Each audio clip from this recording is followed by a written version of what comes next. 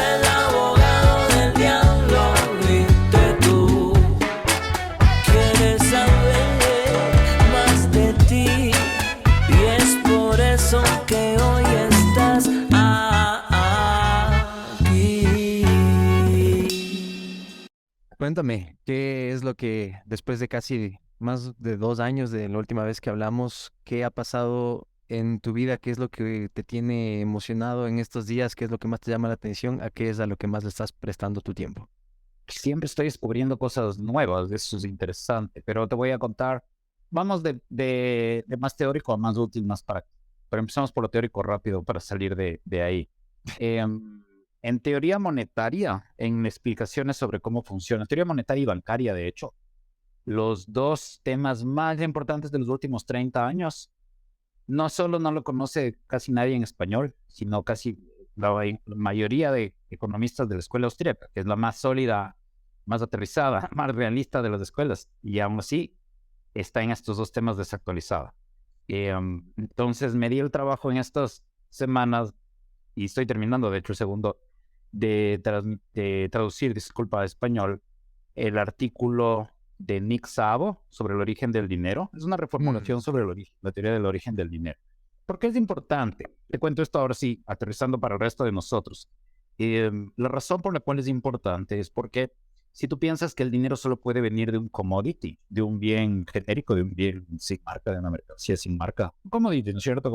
Como cuando el Supermaxi o la Comercial Mexicana o Carulla, o lo que sea en distintos países, Carrefour, tiene su propia marca de qué sé yo, de lentejas, de garbanzos.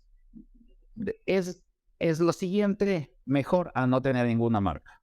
Pero por supuesto, es más barato y esa es su ventaja competitiva que una marca conocida o la favorita de todo, de la preferida de la gente de lentejas y de garbanzos. Entonces, hay la idea de que el dinero, todavía entre muchos austríacos, de la mayoría de austríacos, de economistas de la escuela austríaca, de que el dinero solo puede venir de commodities. Fue los granos, fue la sal y luego los metales y qué sé yo. Pero viendo el origen verdadero del dinero en la historia, viene de sistemas también de joyería y de cuentas que se le daban en persona. Y Hasta de conchas de cierta parte de la historia se utilizaban como método de cambio.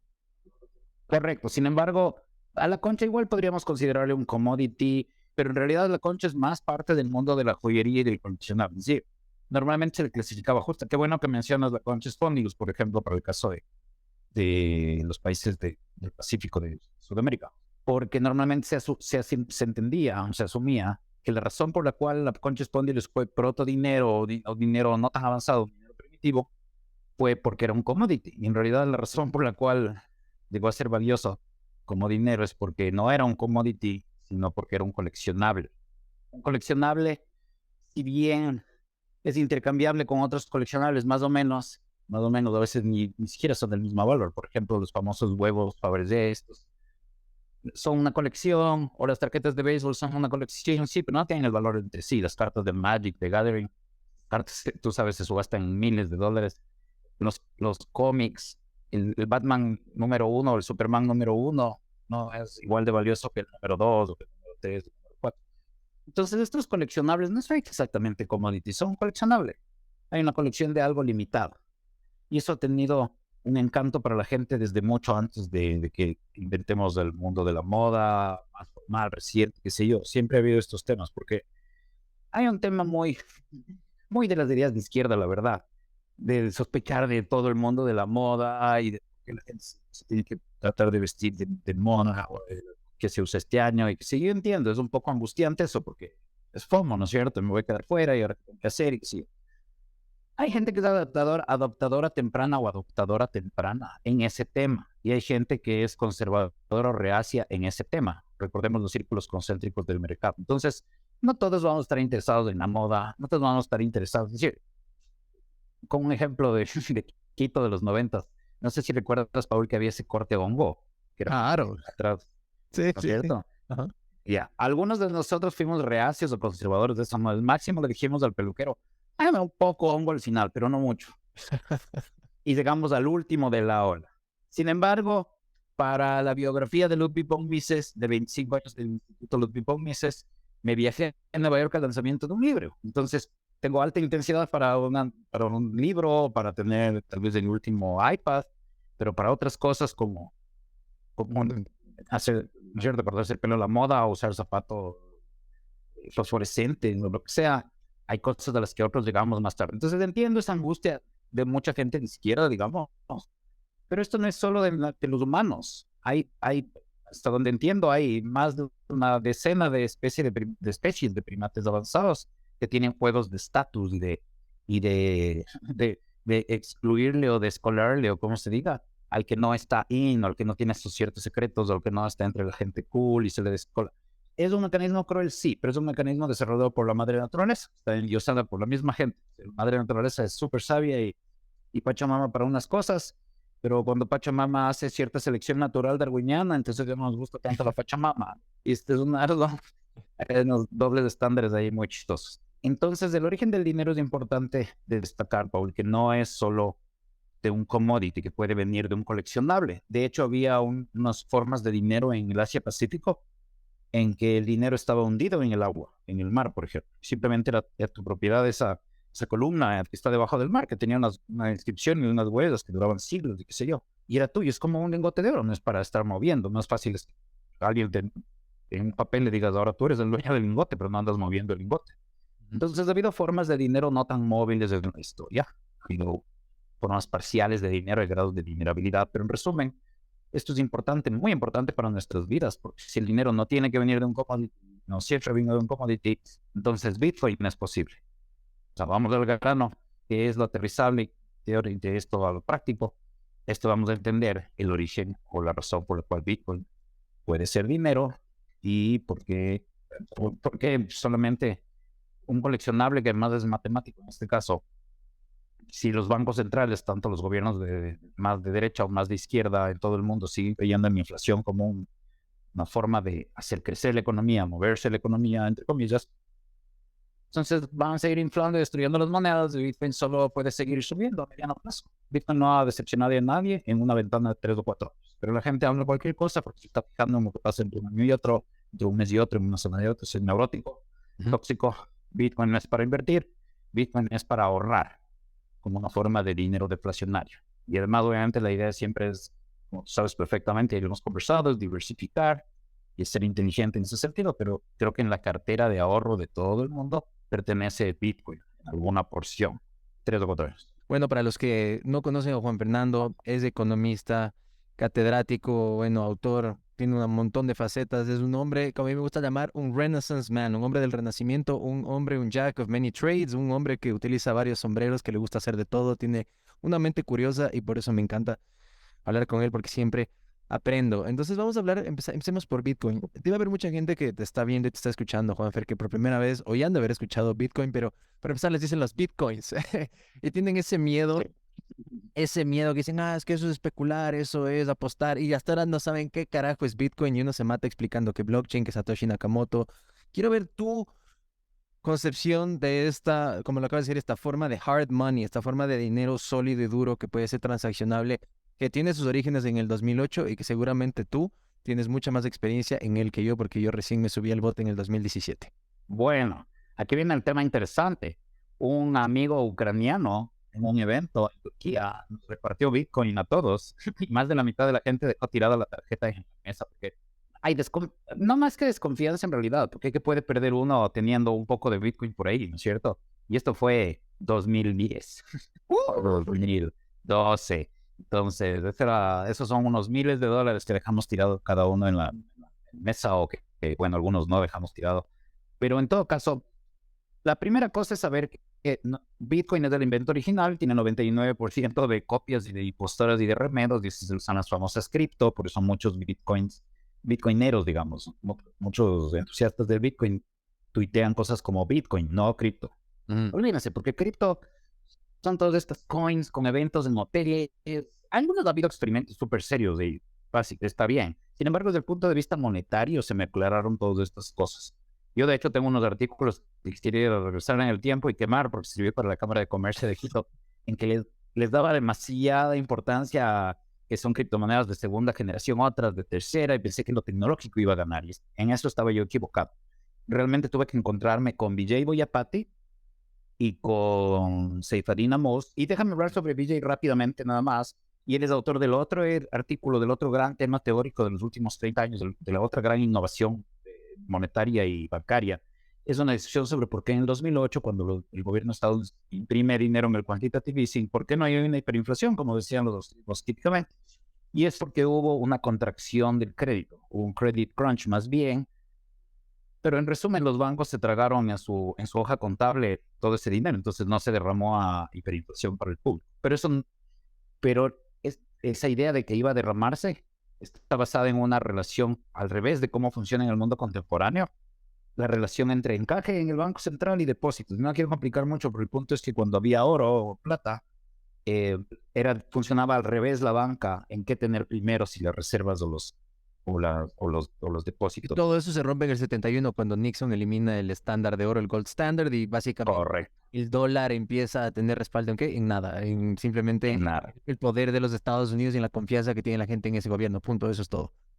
Exactamente. Entonces, fíjate cómo por separado nosotros hemos investigado estos temas y cada vez más gente está despertando a esto. Lamentablemente el dólar, a pesar de que la dolarización es lo mejor y que tiene la economía ecuatoriana, es lo mejor que le pasa al Ecuador, porque funciona casi como un patrón oro, funciona mejor para los ecuatorianos que para los estadounidenses del dólar.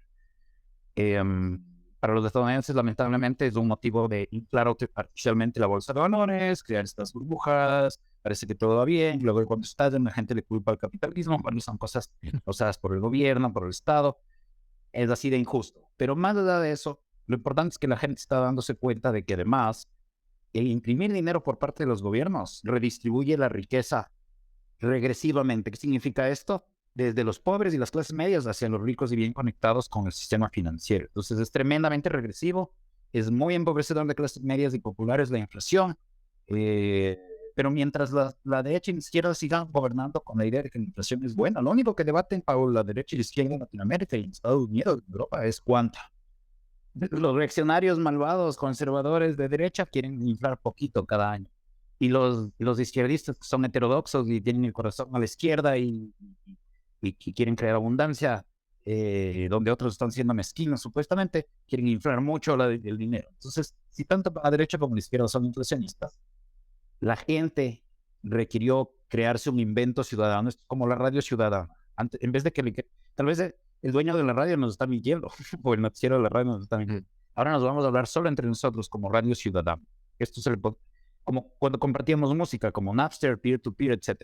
Pero de una forma mucho más sofisticada y más transparente. Entonces, esta es mi explicación de Bitcoin, la que realmente es bancaria y monetaria, porque hay mucha explicación por el lado de tecnología y por el lado nerd, de computación, y todo eso nos aburre a todos. Para el común de los mortales, ¿qué es Bitcoin? Si te sientan en una cena familiar, a ver, Juan Fernando, ¿qué carajo es Bitcoin? Explícanos así en un minuto, por poco. Les digo, querida familia, Bitcoin significa que por primera vez en la historia humana, el libro contable en el que se hacían las mentiras y las trampas, los gobiernos, las corporaciones y los propios banqueros engañaban a la gente, el libro contable y el dinero son uno y la misma cosa. En el momento en que tú me transfieres un monto de Bitcoin, todos en la red que tenemos copia del libro contable al mismo tiempo, vemos que el dinero ya pasó de ti a mí y ya no hay estas opacidades, estas corrupciones, esta oscuridad en los libros contables. Entonces, Y estos intermediarios de los bancos y esa pérdida de tiempo y de tasas y de fees y de pendejadas de tener que estar a veces que, ay, es fin de semana, no te puedo transferir dinero, espérate el día lunes y después si es más de $2,000 de llenar un montón de formularios. ¿Por qué? Es mi puta plata. O sea, es como que es un montón de cosas. sí, Este es permission. No hay que pedirle permiso a nadie, directo, peer-to-peer, como dijiste. correcto. A persona. Y no es censurable. No tengo que estar a favor del gobierno de centro-izquierda de Canadá en tiempos de pandemia y tener la posición correcta. Y no estoy diciendo cuál sea, esto ni siquiera es el punto. A mí, honestamente, esas batallas entre derecha e izquierda me aburren, me parecen increíblemente tóxicas. Yo creo que lo importante es concentrarse en innovación, en construir el futuro y sin olvidar los principios clásicos del pasado. Y esa es la idea, juntar tecnología con principios clásicos o milenarios, ancestrales, incluso del pasado. Es decir, de hecho, en tu programa anterior hablamos de herramientas como la ayahuasca o el ayuno, que son muy antiguas. Ahora, el día de hoy vamos a hablar solo de cosas absolutamente nuevas, de alta tecnología, y vamos a terminar con AutoGPT. Imagínense un agente.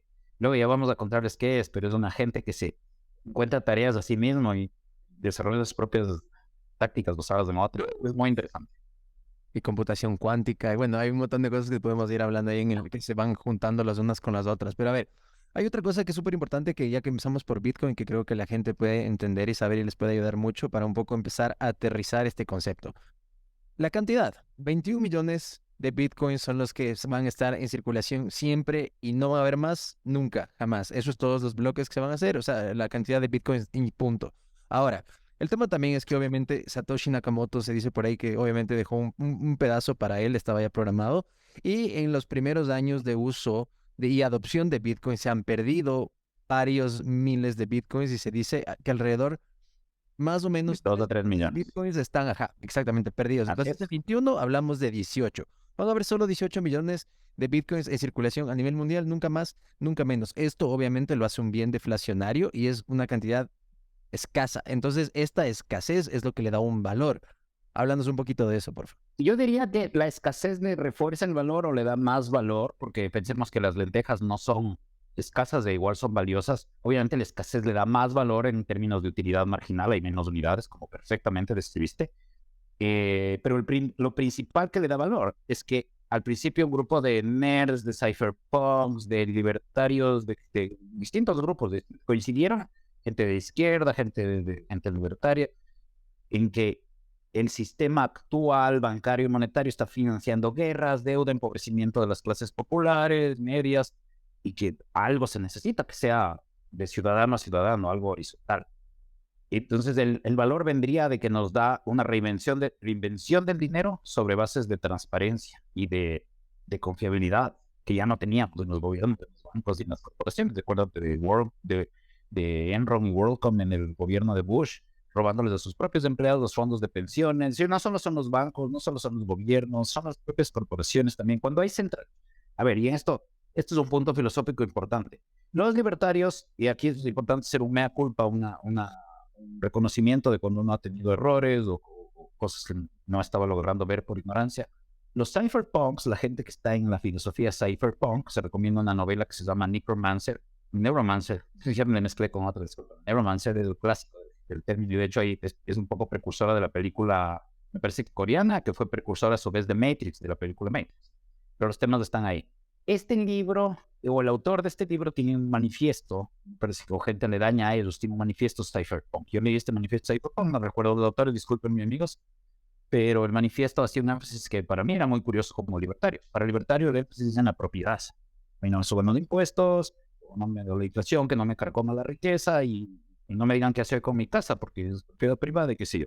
Entonces este énfasis en la propiedad. Todo muy perfecto con eso. Sin embargo, el enfoque de los cypherpunks es otro. Es la centralización. La centralización de por sí es como el anillo de Sauron en El Señor de los Anillos. Esto me ha hecho apreciar mucho más a Tolkien porque como filósofo político, porque él ve que la centralización en sí misma, el poder en sí mismo es destructivo. O sea, no solo es que te deforma, no solo es que te revela todo ese debate, dices que el poder revela a quien realmente era alguien, igual que supuestamente en el alcohol revela. En realidad los dos obviamente deforman o inflaman ciertas cosas, obviamente, los que revelan.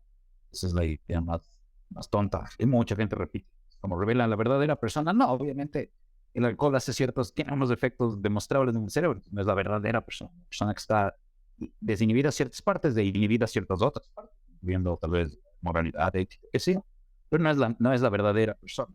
Entonces lo mismo es con el poder. El poder en sí mismo es inflamatorio, deformante, pero más allá de la persona, del ser humano, pero más allá de eso, incluso en manos de buenas personas, el poder en sí mismo, concentrado, conlleva una opacidad. Van a trabajar a tus espaldas.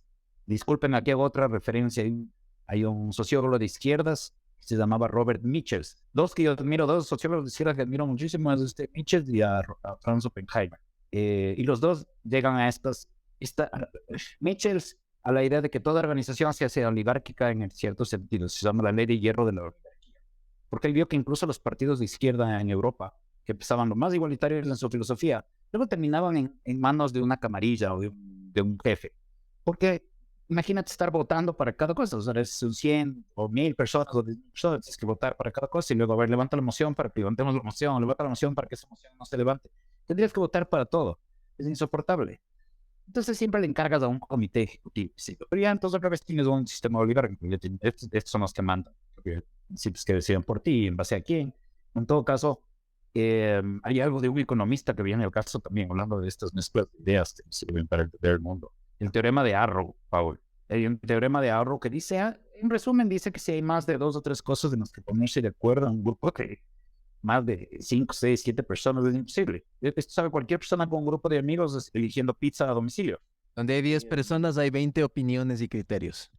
Correcto. Entonces la democracia no puede funcionar más allá del localismo, por eso Suiza funciona, o de una democracia de propietarios, por eso funcionan las asociaciones de vecinos, en edificios, en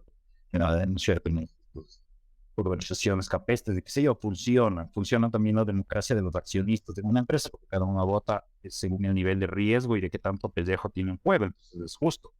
Pero cuando le das un voto a cada persona y hay 40 personas que le odian a las 3 que más saben ahorrar, tienes una receta para nazis enseguida, porque puede ser que esos 3 ahorren por su cultura milenaria judía, y tienes recetas para nazis enseguida. La democracia te lleva directo a los nazis, así como te llevó, de hecho, a los nazis. La gente se olvida de que los nazis fueron elegidos democráticamente. Sí, se volvieron locos los alemanes, pero no se volvieron locos solos. Filósofos, políticos, los propios nazis, luego obviamente siguieron lavando el cerebro, pero ya les diste poder con las urnas. Entonces, las democracias de masas son problemáticas, digamos, y esto sin entrar en fraude electoral, simplemente porque vas a tener esta camarilla actuando a espaldas de la gente. Porque si no actúa a espaldas de la gente es súper ineficiente. Entonces, es el propio sistema del que tiene un problema. Y esto es un énfasis de los cypherpunks, del que creo que los libertarios tenemos que aprender. Tenemos que, por lo menos, estar abiertos, pues buena idea estar abiertos a aprender, porque es complementario. Es súper interesante ver este origen y este inicio de todo lo que es Bitcoin y como dices de los cypherpunks y cómo toda la criptografía y diferentes comunidades empezaron a juntar y a crear este movimiento que nació en respuesta justamente como tú dices a la crisis del 2008 en los Estados Unidos, la recesión inmobiliaria. Y aquí viene un montón de escollos que poco a poco Bitcoin históricamente tuvo que empezar a superar. El primero o el más mediático que se pudo dar en ese entonces fue Mt. Gox, se podría decir. Y quiero aprovechar que te tengo a ti para desmitificar algo que se dice con mucha ignorancia sobre Bitcoin. Y es el tema siguiente. Y quiero simplemente que tú reacciones a este statement que voy a hacer, que es lo que la gente dice. Es que Bitcoin se utiliza para negocios turbios y para lavar dinero. Y para eso era todo lo de también el dark web y todo lo que se usaba con ¿cómo se llamaba este mercado en el Black Web donde compraban armas? Se me va, el que tuvieron que cerrar, que se compraba con Bitcoin. Sí, la ruta de Silk Road. Eso, Silk Road. Sí. Gracias. A ver, ¿qué tienes que decir sobre esto que solo se lava dinero con Bitcoin y es para negocios truchos y oscuros y cosas malas? Primero, esa persona tiene mal el dato de que solo bueno, no he oído a nadie decir que solo se usa para eso. Pero el hecho de que se use para eso, que no es la mayoría de usos ni de lejos, la mayor parte son usos, por ejemplo, remesas de Nigeria o John Smith, gringo nerd de computación, que está harto de perder valor con ahorrar de dólares, te come la inflación literalmente tus ahorros y tus salarios. Entonces, gente tranquila. Primero, bueno, son 2 cosas. Primero, la mayor parte de crímenes y delitos todo se hace con cash. El que dice eso no tiene idea de cómo funciona el mundo real, nunca ha pagado por nada en el parque o nunca ha averiguado dónde se manda a hacer algo malo. Así no lo vaya a hacer nunca, pero por lo menos saber dónde medio se compra. Con cash, ¿y sabes cuál es la divisa? ¿Y cuál es la divisa número 1 para el lavado de dinero del crimen organizado? No sé, supongo que el dólar, pero... El dólar, obviamente, es con el dólar. Entonces, cuando dicen eso, yo digo, no, mierda, pero tienen que revisar que con el dólar es con lo que se está haciendo todo lo que se están quejando de Bitcoin, pero bueno. Correcto. Es el escape. Le vas a culpar al escape del dólar por las cosas, por los defectos que tiene el dólar más que el escape. Porque fíjate, pero todo esto es ignorancia. Solo recordemos nuestra definición de Bitcoin como el dinero y el libro. O el libro donde está el dinero es por primera vez un libro compartido. Todo el mundo tiene el libro. Entonces, ¿dónde es más fácil esconder las cosas? Bitcoin no funciona como cash. Bitcoin es menos sigiloso, digamos, menos privado que el cash. Porque Bitcoin deja un registro, un hash de cada transacción. De hecho, hay gente que ha usado, es decir, no es que está bien por si acaso, está muy mal y, y debería estar libre. Ross Ulbricht, se llama Ross Ulbricht. El fundador de Silk Road, de este mercado subterráneo. A Ross Ulbricht, con una ley que es inconstitucional en Estados Unidos, que abuso del gobierno de Estados Unidos y todo esto, por si acaso, no es una buena ley, pero legalmente, con las malas leyes que hay, se le persiguió también, y se le congeló incluso el acceso a sus billeteras de Bitcoin. Entonces, Bitcoin sirve menos para hacer fechorías que el dólar estadounidense, que el cash. La persona que dice eso no sabe no sabe qué es crimen, no sabe qué es delito y nunca ha pisado los mercados grises, negros, nunca no tienen amigos en el bajo mundo. Qué bueno por ellos. No es que sea algo recomendable para todo el mundo, pero no tiene idea de cómo funciona el mundo. Entonces, primero. Y segundo, el hecho de que se use Bitcoin, igual que se usan las joyas, igual que se usa comprar terrenos, significa que son buenos depósitos de valor. Eso significa que es buen dinero. Eso más bien, los narcos son gente a la que le importa mucho el dinero, que ha puesto el pellejo, que se ha matado literalmente en la calle, se ha disparado con personas por su dinero. Le importa el dinero más que muchos de nosotros, narcos o a quienes otros, ciertos sicarios, qué sé yo, están usando también Bitcoin, que no está en el caso, porque no es tan fácil de usar. O sea, esto también es medio... O sea, tal vez unos hackers rusos sepan usar Bitcoin porque esos niveles, o todo antes que no era tan amigable. Ahora es un poco más amigable. Recién esta semana, Paul, apareció la app que te deja cobrar en el Lightning Network. El Lightning Network te deja mandar Bitcoin 100 veces más rápido y 1000 veces más barato. Pero esto es una queja que teníamos en el 2017, 2018. De ahí mucha gente vino muy lento, se hizo mandar Bitcoin muy lento y muy caro. Se paró todo el día para hacer una transacción. Se despechó porque lo que querían era un sistema para hacer pagos fáciles y eso llegó recién después, 2021, 2020, no me acuerdo, pero recién acaba de llegar Lightning Network. El Lightning Network es una segunda capa. Aquí está el libro contable que dijimos que todo el mundo tiene de Bitcoin. Hay una capa encima en la que se puede hacer las transacciones más rápido. No está on-chain, no está en la cadena principal de Bitcoin. Está al lado como auxiliar. Esto es algo que creó la comunidad Bitcoin, donde siempre hay innovación, siempre hay desarrollo en la mejor comunidad. Entonces, primero te decía, como economista monetario, solo se necesita un dinero, porque si es dinero matemático y hay una ley, una tendencia a ver solo una unidad de cuenta. Así como ahora usamos el dólar para calcular todo mentalmente, hay una tendencia. Entonces no necesitas 9000 criptos.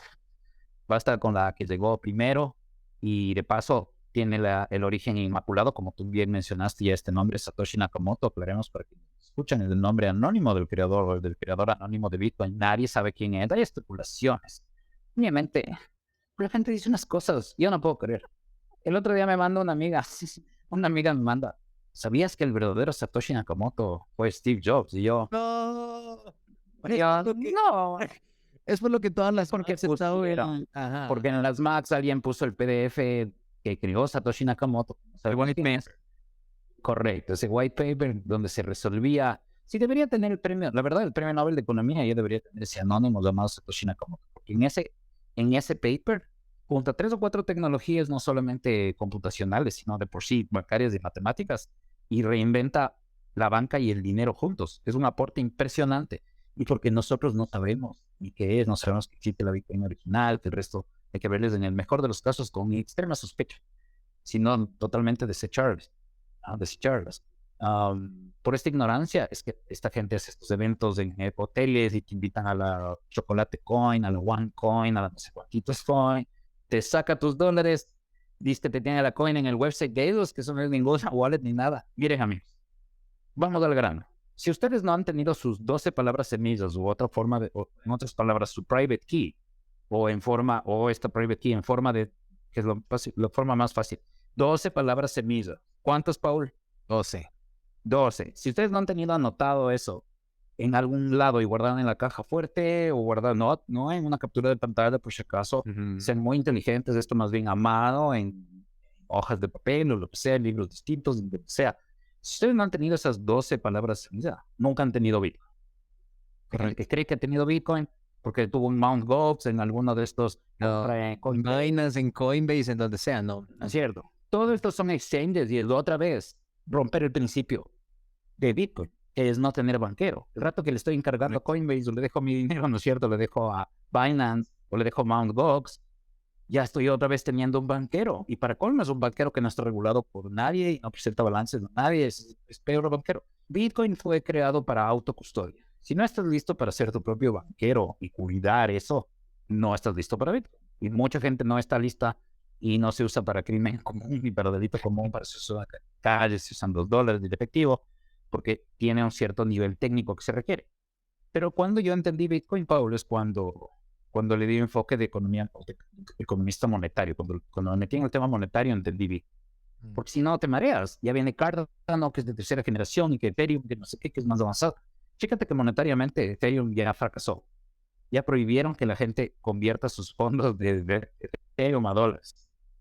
Ya, en otras palabras, ya hay un corralito bancario ahí. Ya hay un feriado bancario de Ethereum.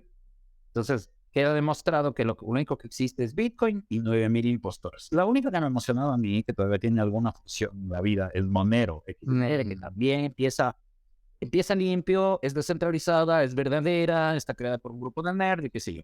Sin embargo, lo más probable es que o Monero se junte o se vuelva algo que funciona on top of Bitcoin, no sé, o Bitcoin, la comunidad Bitcoin ya desarrolle algo parecido a Monero. Y para que me entiendan todos a qué me refiero con esto, Monero si era una privacy coin, en vez de quedarte las transacciones de los lingotes de Bitcoin, porque Bitcoin es como una transacción de lingotes, los lingotes están numerados, no es que andes con un lingote por aquí, por acá.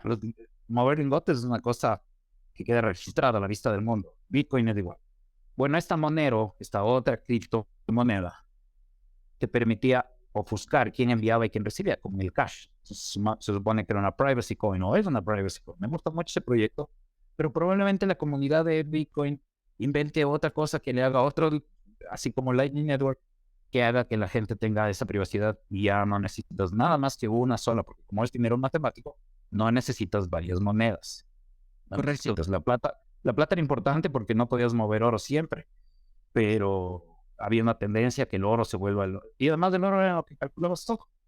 Claro, y ese dinero estaba respaldado en oro. El mismo papel decía esto vale por respaldado en oro, páguese a la orden de, y siempre era el respaldo en oro. Pero con lo que dices de Monero, también para la gente que nos está viendo y escuchando, es súper importante, como acabas de decir, es una privacy coin, es una moneda de privacidad, que básicamente lo que hace es, pues le puede dar a Bitcoin esto que es una de esas aplicaciones on top que le faltaría, como antes, como dijo Juan Fernando, le faltaba velocidad, le faltaba hacer más asequible el tema de del costo de las transacciones. Salió la segunda capa, el Layer 2, el Lightning Network. Lo mismo, se podría hacer una aplicación de privacidad en Bitcoin para que precisamente esto en el blockchain no esté tan al conocimiento de toda la gente, porque aquí vienen las dos vertientes. Y como es bueno que en el Ledger esté abiertamente para todo el mundo, también hay veces que uno necesita privacidad para mover ciertas cantidades de dinero.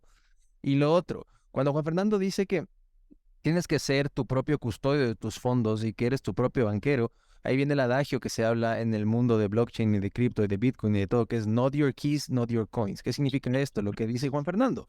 Si no tienes el acceso a tus 12 palabras, básicamente no eres dueño de tus monedas. Puede ser que tengas en un ledger o en un Trezor o en un aparato, pero si igual no tienes estas 12 palabras semilla para recuperar en caso que se te pierda el aparato, fregaste.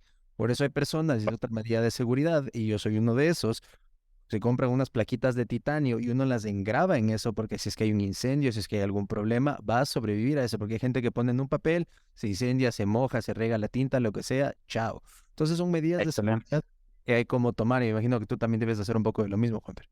Y yo quiero la recomendación de tus plaquitas. La recomendación de las plaquitas, a ver, esas las saqué de Amazon, el bestseller simplemente es pon Bitcoin Steel, pon Seed Phrase Steel, no me acuerdo. Luego me las envías, pero quería que quede incluso grabado constancia de que me parece una mejor forma que un par de otras formas y Sí, no voy a mencionar la que uso yo para lo que se por ahí. Nuevamente, decíamos, lo importante es diversificar, no vas a tener ni todo, no puedes tener todo en tierras porque hay una recesión de 3-4 años en ese país y te arruinas. No puedes tener todo en tierras, no puedes tener todo en coleccionables, incluyendo Bitcoin, no puedes tener todo en cash. Hay una regla, les voy a compartir algo que es interesante, se llama el portafolio permanente de Harry Brown. Y Harry Brown te dice, separa en 4/4 partes tus fondos. En 25% bonos de gobierno. Esto es una recomendación bien interesante. ¿Por qué? Uno dice, los bonos de gobierno no te pagan nada Y además son bonos de gobierno. Sí, pero hay gobiernos que te quiebran a ti y no quiebran ellos, porque tienen esa imagen, reputación de serios y la honran, o sea, destruyendo a las familias, sus ahorros y salarios. El de Estados Unidos y el de Alemania son gobiernos que nunca van a quebrar. Van a quebrar a los estadounidenses y a los alemanes, que van a quebrar ellos. Entonces, bueno, no nunca, pero es lo menos probable del mundo que hagan default sobre sus bonos. No es como comprar bonos de Argentina o En Venezuela. correcto, de Venezuela. Básicamente, compras tu bono de Venezuela y véndelo con descuento rápido porque es chatarra. Los chavistas no van a pagar el cupón, no van a pagar, no van a pagar por lo que tienen que pagar al final del periodo. Pero en todo caso me interesa mucho que me des la recomendación, las plaquitas, luego me pasas la recomendación, Claro. porque me parece buena idea. Yo estaba usando un método parecido y estaba usando otro, y otro en cambio sí tenía en una hoja de papel, en un coso como Es que ha pasado, ¿no? Entonces viste de este que le pasó en Costa Rica, que estaba en un barco y fue y se hundió y se le cayó todito y no pudo recuperar y tenía en papel, porque cuando compras un Ledger o un Trezor te viene con un papel donde tú escribes, pero se le cayó al agua y se hundió y la tinta se le corrió y perdió, no sé cuántos era, que era como 7,000 Bitcoins que tenía esa persona. Sí, solo el que... No, imagínate. Sí, del que nombraste Ulbricht, el fundador de Silk Road, cuando lo detuvieron, y tienes razón, le dieron life, es de por vida que el tipo va a estar encarcelado, tenía 70,000 bitcoins. Imagínate eso, que tal vez compramos $70,000 cuando estaba a $1. Claro, pero tienes un excelente punto, Paul, y es que si tienes una Trezor, por más que tengas la Trezor más linda del año, si la clave para la Trezor está en un papel, igual tienes tu billetera en papel, o sea, es una billetera de papel. Mejor para eso tener una placa que resista incendios, que puedas dejar a tus nietos, qué sé yo. Y compras 2 o 3, tienes en diferentes países, dejas en una bóveda, Correcto. o sea, tienes en diferentes lugares. 1,000 de Bitcoin ahora, unos modestos 1,000 que uno tenga por ahí de ahorros de Bitcoin, algún día va a ser 20,000. Eso le puede pagar tal vez un año de universidad o por lo menos un semestre a uno de tus hijos, nietos. O sea, no despreciemos el poder del ahorro y de dinero deflacionario. Y esto es lo que te quería decir, ya sé, porque me quedé un poco, ¿por qué me metí a finanzas? Pero el punto era este. Bueno, primero esto de que se cayó del bote, también es lo que hacen bromas mis amigos estadounidenses. Dicen, al IRS le voy a decir que simplemente se me envió el bote y ahí se me enviaron los bitcoins. Pero obviamente es una broma porque no tienen por qué hundirse, no es como lingotes de oro que se te hunden con el barco. Pero para los amigos que nos escuchan, estas 2, 3 millones, hasta 3 millones de bitcoins que están perdidas y para siempre nadie va a volver a encontrar. Porque imagínate 12 palabras, es una combinación difícil, muy difícil de volver a encontrar. Y justo buscar, poner en la billetera correcta esas 12 palabras. Hagan las permutaciones y son números absurdos. No creo que la computación cuántica complique Bitcoin, pero puede ayudar a recuperar esas billeteras perdidas algún día. Lo que sí sé es que en cambio las wallets de la gente que sigue usando sus wallets ya estarán usando seguridad cuántica también. No hay por qué tenerle miedo a la seguridad, a la computación cuántica, porque no solo los malos usan la tecnología nueva, la gente buena también la usa para proteger su riqueza y que sí. Entonces, solo con esto quería cerrar el tema Bitcoin. Las 3 millones de Bitcoin que están perdidas, Paul, se perdieron porque la gente no guardó sus 12 palabras semillas. ¿Cuántas? 12 seed words con las cuales restaurar la billetera de Bitcoin en otro dispositivo. Si los tengo aquí el Bitcoin en este teléfono y se pierde el teléfono, ¿cómo restauro la wallet? Con la password no es. La password para entrar a la wallet o el código numérico para entrar a la wallet no es. Porque si se rompe el teléfono se daña. ¿Dónde pongo ese password? ¿Dónde en el mundo? Ya no hay dónde ponerlo. Lo que necesito son las 12 palabras semillas. ¿Cuántas? 12 para restaurar la wallet de control. Y así sé eso. Es la cosa más importante de seguridad de Bitcoin. Si nadie me ha explicado eso, nadie me ha querido realmente hablar de Bitcoin. Todos los que me han querido hablar de coins y de cripto, todos me estaban queriendo ver la cara, engañar o sacarme dinero. Y lo otro, que también antes de ya movernos de inteligencia artificial, es creo el concepto que más me ha servido a mí y que también sé que le puede servir a muchísima gente, porque hay esta falta de conocimiento donde la gente piensa que necesita, me invento, cuando en el 2017, cuando yo empecé, llegó al all-time high de $20,000. En ese entonces la ignorancia era, necesitas $20,000 para poderte comprar un Bitcoin, pero es un bien fraccionario, tienes 8 dígitos después del cero, puedes comprar 0,000, o sea, puedes comprar fracciones de un Bitcoin, que se llama la unidad más pequeña de un Bitcoin, son los satoshis. Entonces aquí viene toda esta corriente que se llama stacking sats, acumula satoshis. No sé si nos puedes contar un poquito de eso ¿Y cuál es la importancia de No, poquito a poquito empezar a comprar satoshis? Y no, tú estás en contra de comprar pocos no, satoshis no, ¿cómo voy a estar en contra? No voy a estar en contra, pero tú les puedes contar mejor sobre StackSat, porque tú estás en Estados Unidos y tienes estas herramientas maravillosas. Yo solo les puedo decir que es una excelente práctica ir comprando poco a poco, si no se siente el ahorro. Y por otro lado, que en su cabeza empiecen a hacer algo que se llama DCA, Dollar Cost Average, o Averaging, que significa que si compré un poquito, ¿a cuánto está hoy? Digamos que está a 29,000. están 28, 29,000, creo, déjame ver, te digo el precio exacto. Correcto. Estamos en 28,224. Perfecto. Entonces compro $100 a 28,000, pero compro luego otros $100 de 40,000, luego voy a bajar a 35,000, compro 100. En promedio yo voy a ver que tal vez compre en promedio a 37. Entonces cuando ya esté en 50, me voy a sentir un excelente ahorrador.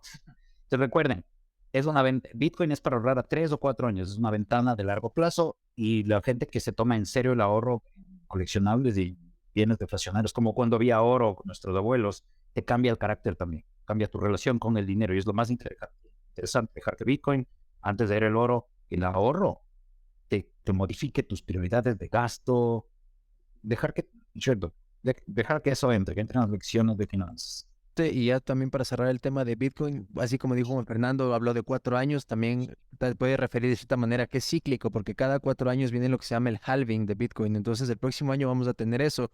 Y básicamente significa que cada 4 años hay un shock en cuanto a los premios, estoy pensando en inglés, pero son los premios que les da la gente que mina el Bitcoin. Entonces se reduce a la mitad y a la mitad. Pero para hablarles en castellano, cada 4 años, cuando llegue este momento de que se reduce a la mitad los premios a los mineros, viene un boom del precio de Bitcoin históricamente. ¿Y qué acarrea eso? Que todo el mercado de cripto sube, toda la capitalización del mercado sube, la gente empieza a tirar más dinero ahí, el precio siempre ha llegado a históricos altos en cada ciclo de eso. El próximo es en abril del 2024. Entonces, esto no es consejo financiero, esto no es, los dos estamos aquí hablando solo por motivos porque nos gusta hablar, pero hagan su... No, pero tocaste un tema demasiado importante, no puedes dejarlo así, creo. Digamos esto nuevamente desde el punto de vista de teoría monetaria, de economía monetaria. El halving, ¿se dan cuenta cómo ya explicó Paul en términos nerds? Perfecto, pero nosotros, ¿qué nos importa? Bueno, que va a venir un boom, bueno, puede ser, obviamente sí nos puede importar, pero entendamos más fácilmente eso, desde el punto de vista de teoría monetaria se entiende más fácil. Bitcoin es una cosa tan espectacularmente diseñada que cada 4 años la tasa de minado o de inflación, la inflación de Bitcoin está diseñada para que cada 4 años se reduzca a la mitad. Entonces, ¿qué pasa con un coleccionable? Mientras los bancos centrales de los países siguen inflando, siguen creando dólares, siguen creando euros, siguen creando yen, yuan, todo esto, este coleccionable en cambio reduce a la mitad su tasa de inflación anual o de creación de nuevo dinero de cada día. ¿Qué le va a pasar? Entonces ahí viene lo que dice Paul. Siempre hay nuevamente una nueva aceleración del ritmo de crecimiento de Bitcoin, que se está reduciendo a la mitad la tasa de inflación de Bitcoin, mientras que los bancos centrales, los gobiernos, su dinero fiat, creado por decreto, por fiat, en latín, fiat, decreto político, sobre todo. Bueno, no, fiat solo es decreto. Creado por decreto, eso van a seguirlo inflando, mientras esto otro ya solo está inflando sin medida, sin ton ni medida. En cambio, Bitcoin va a reducirse a la mitad en su tasa de producción anual o de inflación anual, como lo queremos llamar. Y eso ya está programado en el código. Solo se va a ver, como ya dijo Paul, se van a minar 21 millones hasta el año 2140. Nadie puede tocar ese código. La gente que no cree esto todavía o que no está consciente de lo interesante que es que esté programado todo esto es porque tiene un poquito de pereza, un poquito de vagancia. Esos de ustedes porque son un poquito vagos, los que me están escuchando, pero eso aplica para los que aplica, que no se han metido un poquito a ver temas de lenguajes de computación y aprender en serio un poco de computación, porque el mundo que se viene es cada vez más informático y digital y eso nos lleva directamente al siguiente tema. Perfecta transición. Y antes de hacer con una buena cintura de movernos a la inteligencia artificial, no quiero dejar de decir esto que también les puede servir de valor para la gente que está viendo y escuchando. Cuando hablábamos de esto de que se han perdido 3 millones de bitcoins en circulación por esta falta de uso y todo, y de lo que no es tan amigable el ecosistema, el user experience, es que Satoshi Nakamoto en los foros, que cuando él todavía era activo hace años, él habló de este tema y él dijo de cierta manera que él consideraba que esto era una especie de contribución o de donación que hacía esta gente al ecosistema para que cada vez, obviamente, el supply sea menor y tenga más valor. Entonces él ya pensaba que se iban a perder muchos en el camino y está diseñado de esa manera. O sea, hasta por eso es, como tú dices, bien podría haberse merecido un previo Nobel de Economía, porque es simplemente, es una genialidad, es una de esas creaciones que Una vienen genialidad. cada generación. Y eso nos lleva a la Sí. otra. Eso nos lleva a la otra, porque hasta hace 2 años o hasta hace un año, cuando uno veía la tabla de adopción, por ejemplo, del Internet, de cómo fueron la gente sumándose poco a poco y vas viendo la curva que sube en los 90, y llega a los 2000 y bloom, si lo comparabas con Bitcoin o con también el cripto, de cierta manera, todo el mercado como tal, veías que la curva de adopción era mucho más rápida de cripto y que era la tecnología o blockchain más rápida en adopción a nivel mundial, por más que no sea todavía mainstream.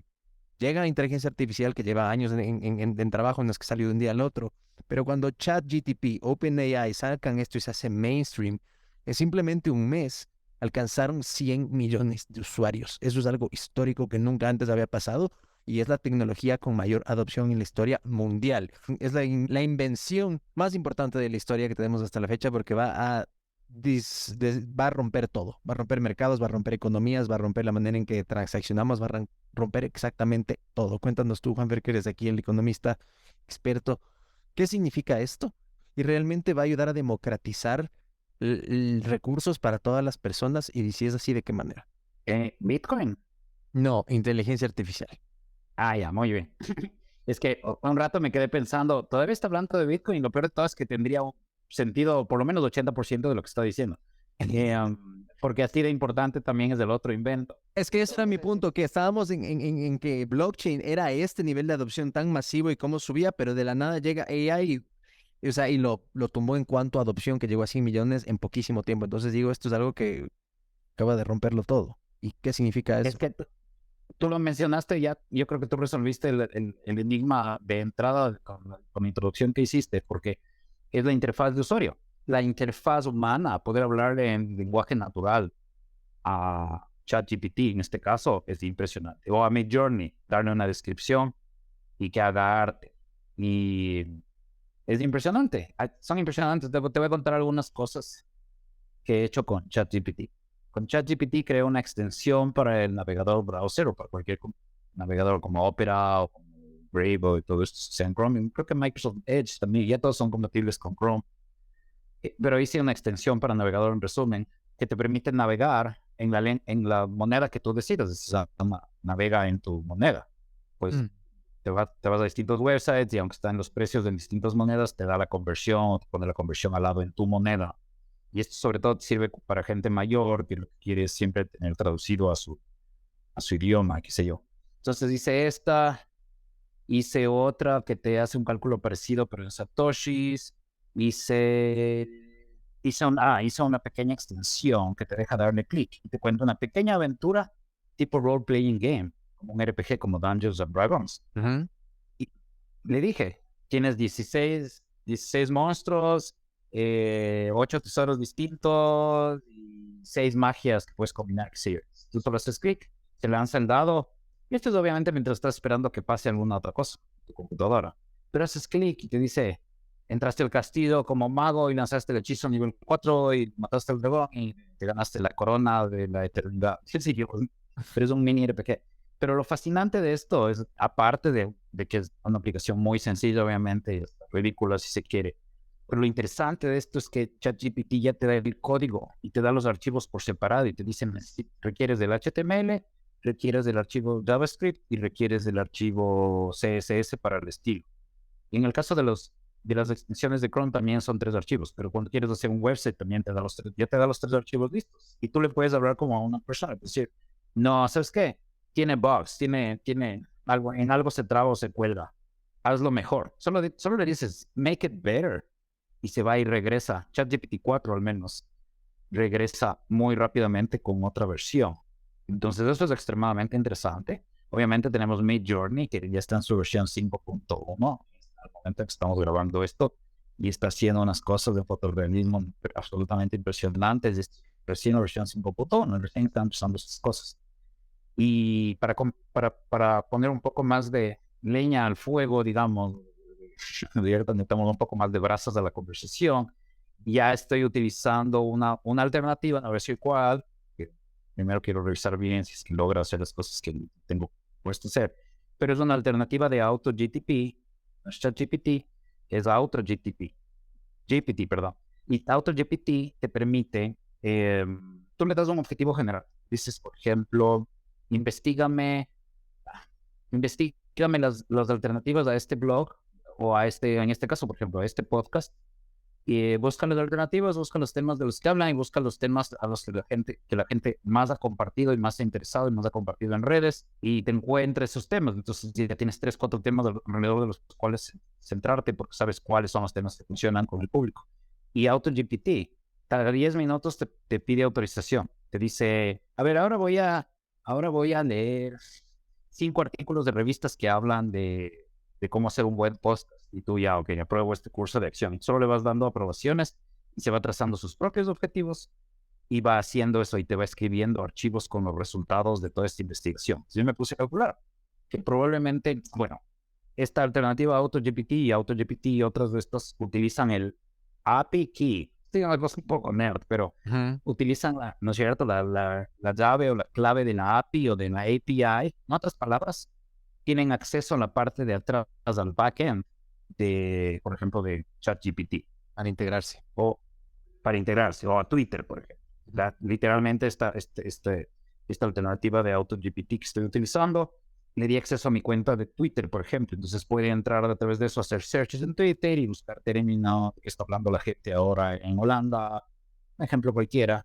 Puede ser búsquedas de cuando la gente menciona crisis económica, donde y puede encontrar dónde es tendencia y la gente está hablando de eso, donde la gente está hablando de que la economía está más o menos bien, extremadamente interesante. Entonces, este AutoGPT, llamémoslo así, aunque no es el que se llama así, pero es una forma de AutoGPT, va trazándose sus propios objetivos. Incluso hay un botón que le dice autoaprobarse todo a sí mismo durante 10 minutos. Y en esos 10 minutos se aprueba todos estos planes, se va acá, busca esto, googlea, busca hilos de Twitter que hablen de ese tema, de podcast como este, por ejemplo, y todo esto compila y luego dice, bueno, pero ahora necesito leer un artículo de Kotler de cómo se organiza esto para hacer una campaña de marketing. Ya, entonces va y busca el artículo de Kotler y organiza todo lo que investigó. Entonces yo calculo que me debo haber gastado unos $5 o $10 máximo con esta API key de ChatGPT, que de por sí ya es pagada, pero le das acceso para que te cobre. Creo que eso es ridículo, es como 0,0003 centavos de dólar. 30 usos te costarían $1, algo así.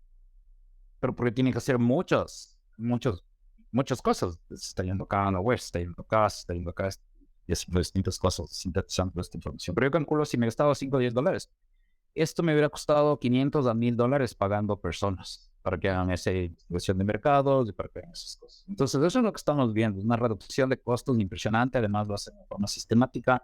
No me dice que sí se puede encuestar por ahí, ese barrio de allá, y no se puede encuestar por ese barrio de allá, como los encuestadores humanos. Tienen límites, por supuesto, algo que tienen en común estos GPTs, como no tienen el contacto con la realidad que tiene ser humano, alucina. Este es el verbo que se utiliza, alucina.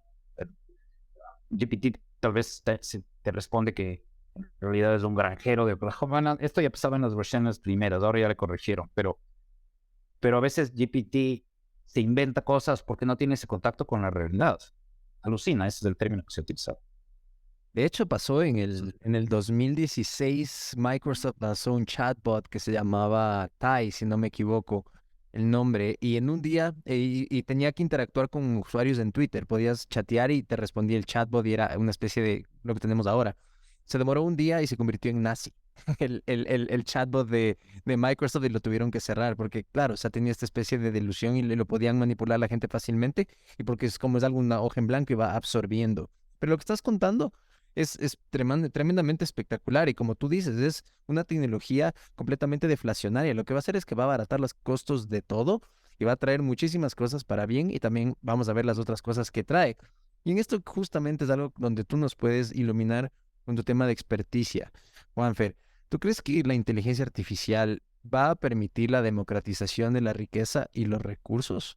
Sí, porque eso es lo que ha pasado históricamente. Como al contrario a lo que dice la gente autodenominada de izquierda, que significa muy distintas cosas, por cierto, o específicamente los socialistas. El capitalismo, el proceso de crear herramientas que nos ahorran tiempo, nos permiten hacer las cosas con más precisión, estamos creando bienes de capital, ese es el proceso capitalista. Ha creado nuevos oficios, no pensaba, bueno, pero el tractor va a dejar sin empleo a 20 agricultores, ¿no es cierto? A 20 labriegos que están labrando la tierra con su asadón.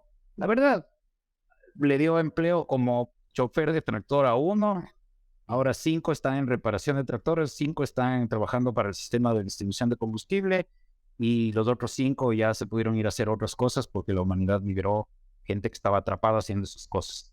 Son etiquetas tramposas, pero en el socialismo, si quieren usar la etiqueta, ya, entonces en el socialismo se usa gente. En el socialismo tienes 200 personas partiéndose en la espalda para hacer algo. En el capitalismo usas un bien de capital, un tractor para hacer esa misma cosa. Ahí tienes otra redefinición de esos términos, si quieres. Pero en todo caso, el punto es que estas herramientas, si bien van a poner en jaque una serie de profesiones, lo más importante que van a hacer es potenciar esas mismas y todas las demás. Porque, tomemos un ejemplo sencillo. Si alguien quiere escribir un texto para Instagram, y en Instagram lo que manda son textos largos y muy personales, muy íntimos, que la gente sienta que te sentaste a escribir para ellos, tal vez le pides a ChatGPT que te haga una... Justamente mientras hablamos en Twitter, está trending Binance. Uy, ¿qué habrá pasado? Sí, sí, hizo alguna cosa. Es que el gobierno de los Estados Unidos lo está así, lo está respirando en la nuca. Qué coincidencia. En todo caso, lo interesante de estas herramientas, como te decía, es que de todos modos requieren mucha supervisión humana. Tú vas a revisar ese texto que ChatGPT te armó porque quieres que tenga tu flavor, tu Claro. personal, cuando no es se nota. Y además, ¿qué importa si tú no empezaste a escribir un artículo? Y lo mismo puedes hacer con colaboradores. La gente se olvida de esto. Tiene una idea del purismo del arte que además no va con la vida real ni con la historia. Los grandes pintores siempre han tenido talleristas. Muchos de las pinturas que admiramos fueron en parte hechas por hormiguitas trabajadoras que empezaron y luego llegó el maestro a dar los trazos finales. Obviamente es exactamente así como funcionan muchas veces los textos. Los presidentes hacen esto, los presidentes de los países tienen uno o más speechwriters que escriben los discursos, luego ellos revisan y dicen, bueno, pero esto no suena tan bien, cambiemos esto, yo no digo plátano, digo banano, pongamos estas cosas. ¿Y qué importa si empezó con una estructura que le diste a... Es decir, estaríamos aceptando que todo lo que escribimos en la escuela y en la universidad, o la inmensa mayoría, es BS, es basura, porque en el fondo, cuando escribíamos para ese formato académico, estábamos escribiendo en una fórmula, y eso cuando es hecho por nosotros mismos, ni siquiera nos metamos malos de eso, no vamos al plagio y a la copia, nada de eso. Solo de lo que nosotros hemos hecho, como estamos tratando de escribir de forma tan forzada, entonces nada de eso sirve. Nos vamos a poner puristas. Me explico, si escribo un artículo tan esquemático y tan... Igual tampoco soy yo. Esto me recordó otra cosa que es más legítima también, que viene con la tecnología. Todavía hay gente, por supuesto, seguirá habiendo todavía por un buen tiempo, para siempre, quién sabe, gente que piense que no es legítimo conocer románticamente a alguien a través de Internet. Ujú. Pero eso es un poco absurdo y es al revés, de hecho, porque cuando conoces a alguien en un bar, entre tragos, Ujú. y mucha gente ha empezado así relaciones, es decir, toda la historia de la humanidad. Un porcentaje alto de la humanidad se conoció entre tragos en algún evento social o qué sé yo. Sí, eso es físico y hay química personal y todo, está bien. Hay unos elementos que obviamente no hay con lo otro online. Pero en cambio, por el lado online, puedes filtrar otras cosas como pueden ser importantes para ti, como ve esta persona en el mundo, gustos de música. Hay algunas cosas que pueden ser importantes para ti y que en cambio se pierden en esa supuesta o en la vida real como la conocían. La verdad es que no se va a ir la tecnología a ningún lado y estamos aprendiendo nuevos balances. Ahora la gente ya no se pasa clavada en WhatsApp ni leyendo SMS como hace 10, 15 años que todos estábamos ahí como gente aburrida por la novedad. La novedad. El efecto Bob Rogers. El efecto tengo un pequeño robot en mi teléfono. Por cierto, hablando de pequeño robot en el teléfono. Es una pequeña cosa que se hace en los 2 o 3 pasos y se le puede poner a ChatGPT en vez de Hey Siri. Es más, se le dice Hey Siri, Hey GPT y algo así. Es un prompt medio raro, pero le puedes usar como Siri, como tu asistente de voz en el teléfono. Sí, ya que Microsoft compró prácticamente OpenAI, no va a tardar un poco en que los teléfonos ya vengan incorporados con ChatGPT en casi nada. Entonces, vienen cosas extremadamente interesantes. ¿Sabes cuál Esa me es la parece recomendación. chévere? ¿Sabes cuál me parece Dígame. espectacular? ¿Has visto Zapier? Que ya existía, o sea, que es esta Sí. herramienta de automatización de cosas. Ahora le puedes mezclar con ChatGPT. Entonces, por ejemplo, entras a tu aplicación en el iPhone de notas, tomas una nota de algo. El rato que acabaste de hacer esa nota, Zapier automáticamente se conecta con ChatGPT y te va a crear un guión o un montón de copy para posts en redes sociales o para lo que sea que tú le programes sobre Wow. esa idea que tú tuviste. Por ejemplo, no sé, Wow. algo sobre Bitcoin, anotas algo blue, de la nada revistas tu Instagram o lo que sea y ya tienes un montón de artículos, si tienes un blog o si tienes un podcast o si tienes lo que sea y te automatiza un montón de cosas o te manda correos, o sea, es una estupidez. O sea, es algo que Impresionante. la productividad se va a disparar al 3000% tranquilamente con todo esto. Y como tú dices, sí, se van a eliminar muchas plazas de trabajo, pero al mismo tiempo también va a haber muchísima oportunidad para que otras plazas puedan emerger. Entonces, no es un zero-sum game, o sea, también pueden haber Sí. plazas que se pueda ganar. ¿Tú cuál crees con todo este boom y con toda esta ola que está viendo de inteligencia artificial en el mundo, que debe ser el papel de los gobiernos en cuanto a la regulación de esta tecnología? Con todo este debate que hay ahora, que Elon Musk salió. El mismo. El mismo papel, lo que le dijo Diógenes a Alejandro, que no le haga sombra. Tú sabes esta historia, Alejandro Magno conquista medio planeta pero no le lograba impresionar a este filósofo Diógenes, que era el que vivía con mí. Y de hecho, eso es lo que le intrigaba a Alejandro Magno, Alejandro el Grande. Esto cuenta la leyenda, no sé, tal vez incluso estoy contándolo mal, pero se acerca y obviamente, es el hombre que lo tiene todo y le dice, ¿qué te puedo dar? O sea, obviamente respeto mucho, no sé, he sabido de ti o se nota que eres alguien interesante, qué sé yo. ¿Qué quieres de mí? ¿Qué me pides? Y Diógenes le dijo eso, por favor se haga un ladito porque le estaba llegando el sol, estaba disfrutando el sol, o sea, no me hagas todo, no me molestes. Es lo que un gobierno puede hacer. Con respecto a la tecnología, por lo menos, si ni siquiera nos metamos en la provisión de bienes públicos, de la seguridad, por ahí sí está interesado en alternativas más ciudadanas, bottom-up y no verticales, ¿no es cierto? Y Sauron, si quieren verlo así, Señor de los Anillos, centralismo, ya que mencionamos a Tolkien. Si quieren ver alternativas a eso, hay un libro que se llama The Myth of National Defense, el mito de la defensa nacional, compilado por Hans Hermann Hoppe y varios autores sobre sistemas distintos, alternativos, ciudadanos, al sistema actual que tenemos de burocracias armadas. Que pregúntate cuál es la función principal de un ejército. La función principal de un ejército no es la defensa externa. La función principal de un ejército en un país, de un ejército permanente, es impedir el cambio de régimen. Para eso está un ejército ahí. ¿Cuáles enemigos externos? ¿De qué están hablando? Y de hecho representan el poder central que los otros se quieren tomar. Por eso estos doctores de derecha e izquierda son perversos, no solo tóxicas, sino que son perversos. Porque lo que están buscando es capturar ese poder central. Los que quieren imponer sus visiones de derecha o sus visiones de izquierda. Entonces, ¿quién decía esto? Alguien decía, los conservadores quieren que el gobierno sea su padre severo. Los socialistas, los progresistas quieren que el gobierno sea una madre amorosa. Y los liberales, libertarios, anarquistas queremos que nos dejen en paz. Entonces, es un tema de darse cuenta de que a través de las relaciones voluntarias, horizontales, si quieren no le llamamos privadas. Yo entiendo que esa palabra está un poco, sí, yo mal comprendida. A veces pensamos, por ejemplo, en Noruega los ríos son propiedad privada, por tramos de los vecinos, pero no piensa privada, significa que el McDonald's, la Coca-Cola se van a comprar todos los ríos. No significa eso, significa que es propiedad privada de los vecinos. Pero en fin, llamamos de comunitaria, comunal, vecinal, qué sé yo. Estos sistemas son los interesantes. Estos sistemas conservan mejor el medio ambiente, estos sistemas crean riqueza de forma incluyente, protegen el medio ambiente, etc. Entonces, The Myth of National Defense y sobre los bienes públicos, de nuevo, de Hans Hermann Hoppe, hay un libro que se llama A Theory of Socialism and Capitalism, la teoría del socialismo y el capitalismo. En español también está por ahí.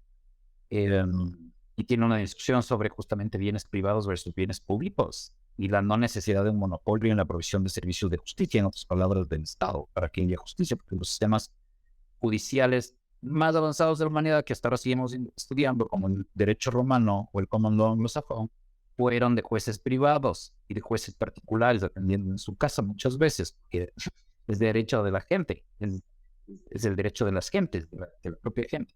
La legislación, las leyes están escritas, que ahora se abusan en la idea.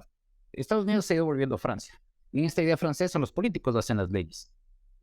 En la idea anglosajona y de clásica romana, el derecho era un producto de los jueces. Los jueces van descubriendo a través de casos verdaderos, Carpio versus Guerra o Guerra versus Carpio, buen vecino o mal vecino, un caso real, cómo resolver que el wifi le está traspasando o que le cayó un tomate de aguacate, pero con casos reales.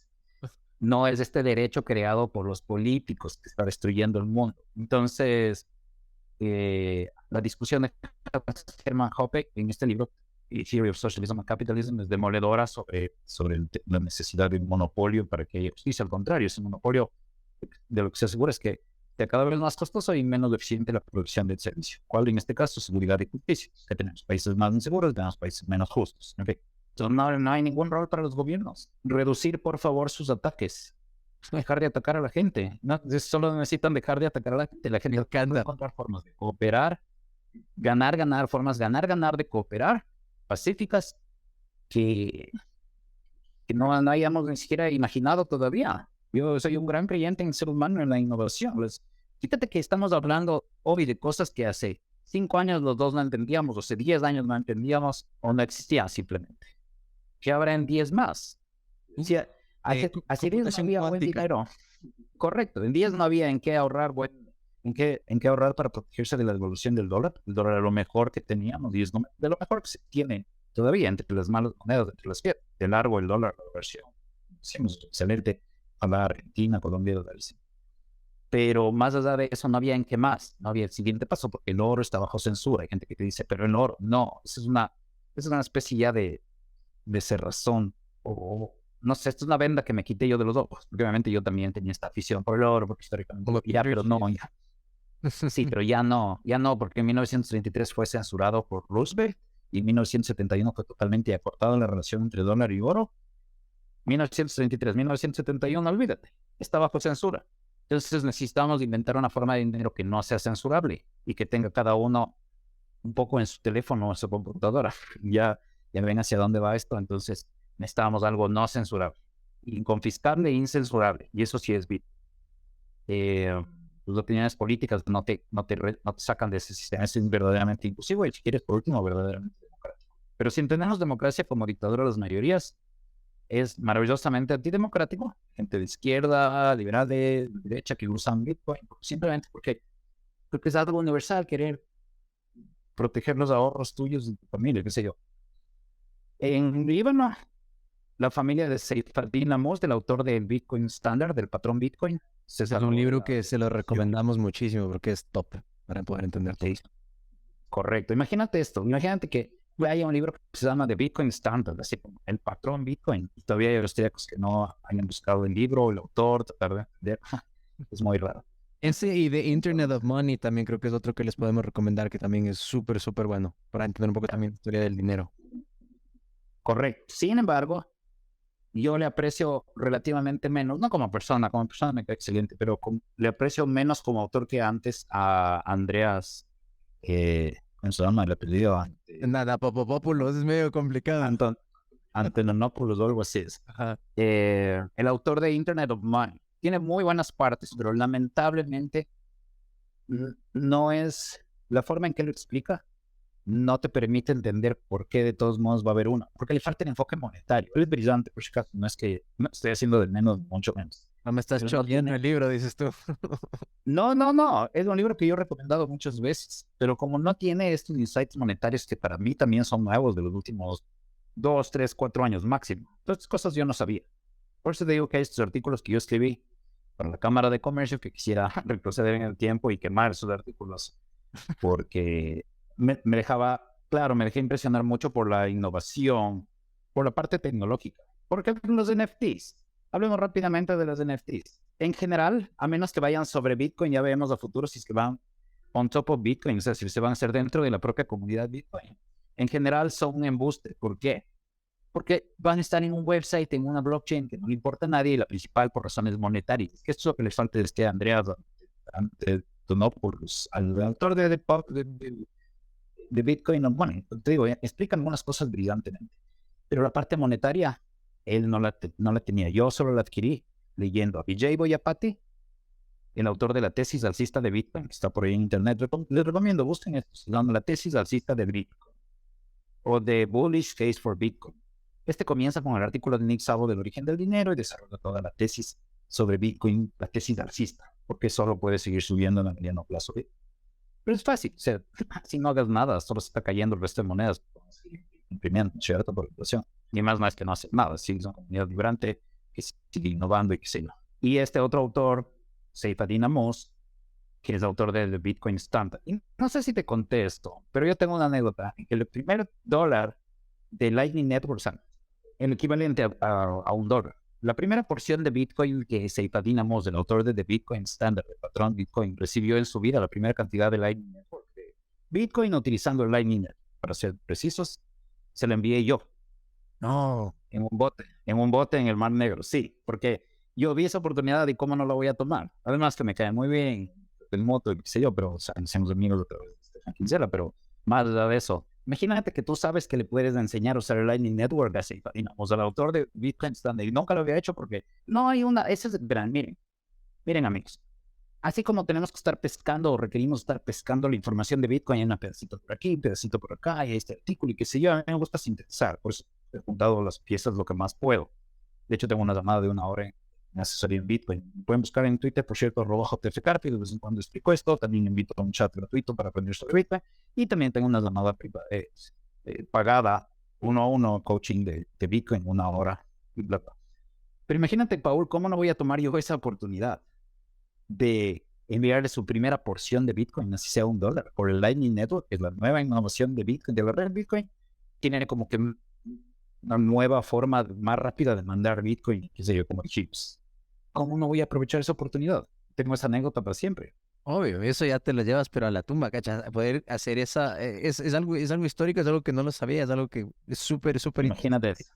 Y justo mezclaste Sí, Bitcoin botes y por un segundo me asusté y dije, puta madre, capaz pasa algo y se les cayó el hardware wallet. Hay otra pregunta No, que te digamos. quiero hacer, Juanfer, que es algo que lo hablamos cuando estábamos hablando un poco de Bitcoin, saltamos a Monero, los privacy coins, también hay Zcash, hay otras, pero el tema de la privacidad, creo, como libertario que eres o que has sido, el bien de la privacidad, yo creo que es algo que también es uno de esos valores que son no negociables para ti.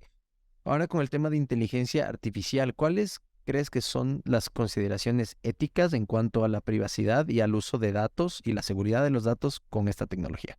Mm, yo no creo que ninguna de las nuevas, porque más bien creo que lo que pasa, como te digo, es que así como nos cansamos de abusar de WhatsApp y de los SMS, y luego hace 5 años, hace 10 años, hace 5 todos estábamos en las redes sociales, publicando todo.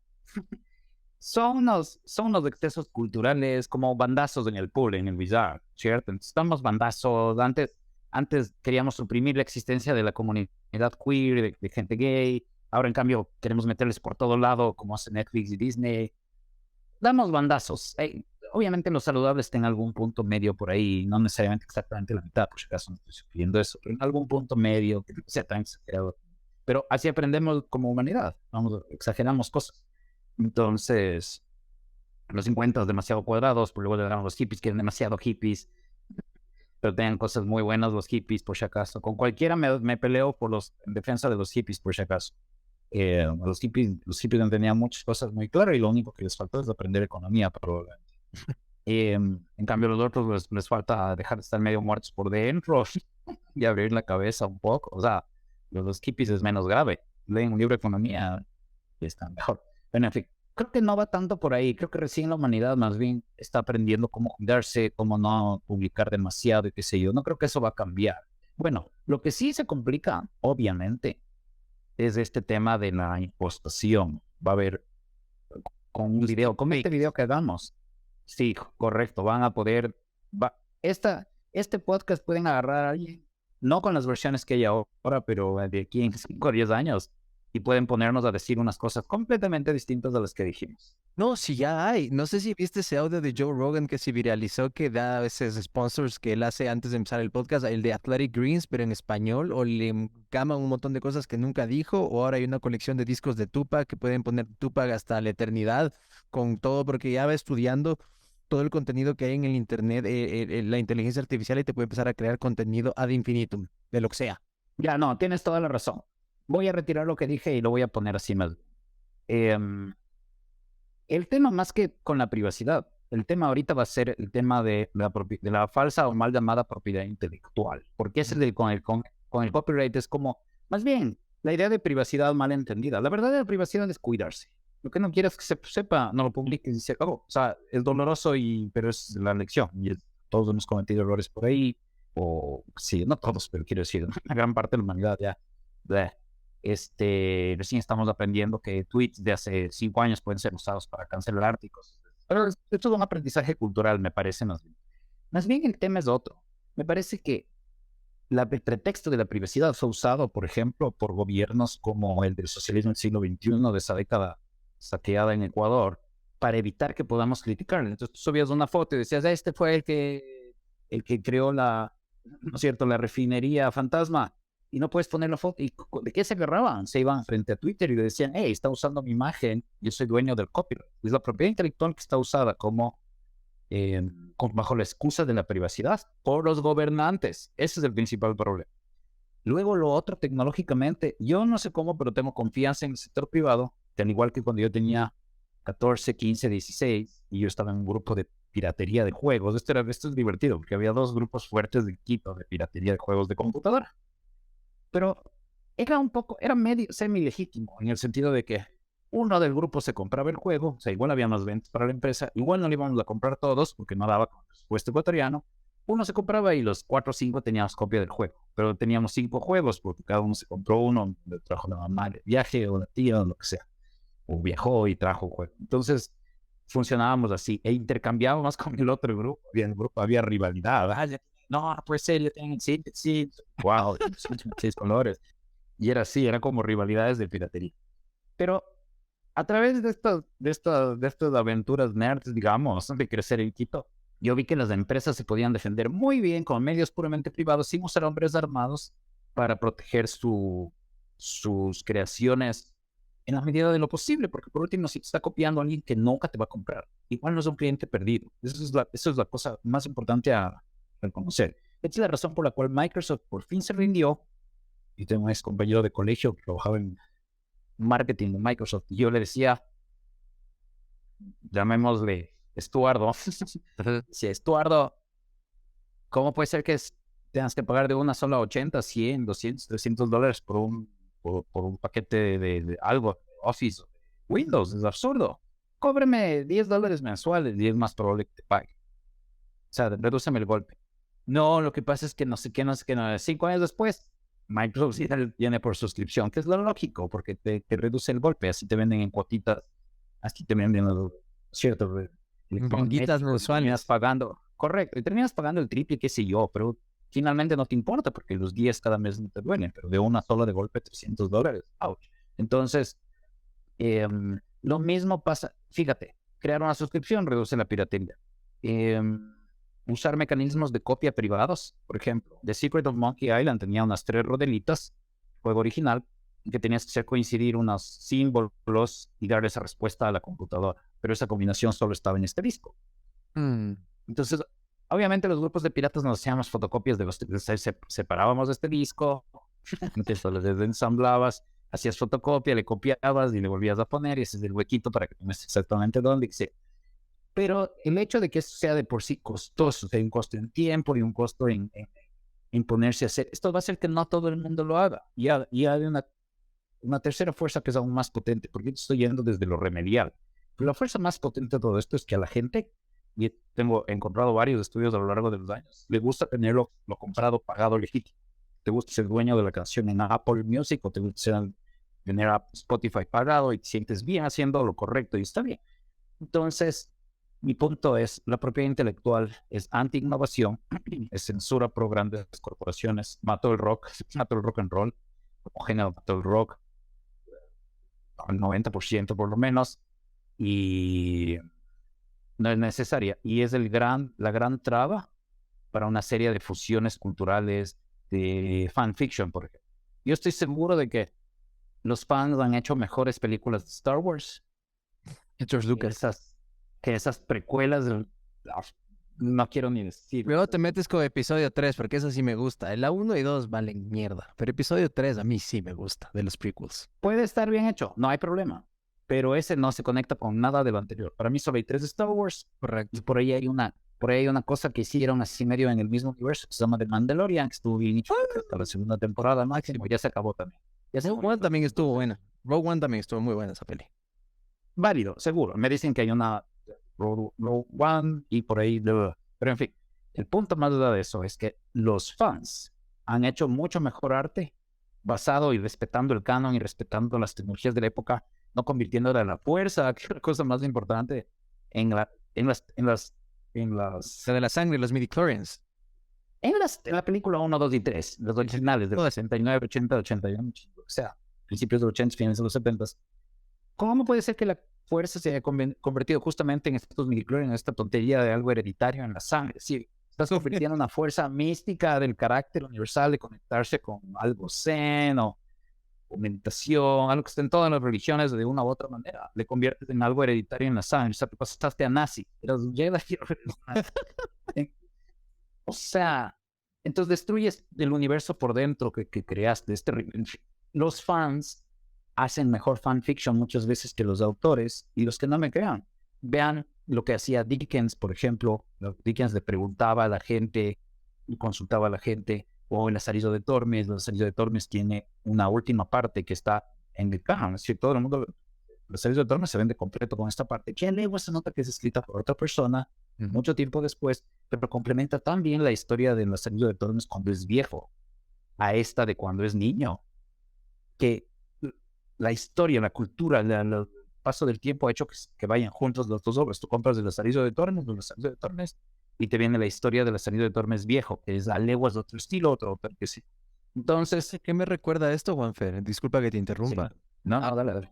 Algo que tú me compartiste hace algún tiempo, un documental, y que traerlo a colación en este punto de la conversión es perfecto. Tú me compartiste algo que se llama Everything is a Remix, y yo creo que le podemos recomendar a toda la gente porque es espectacular y justamente trata estos temas.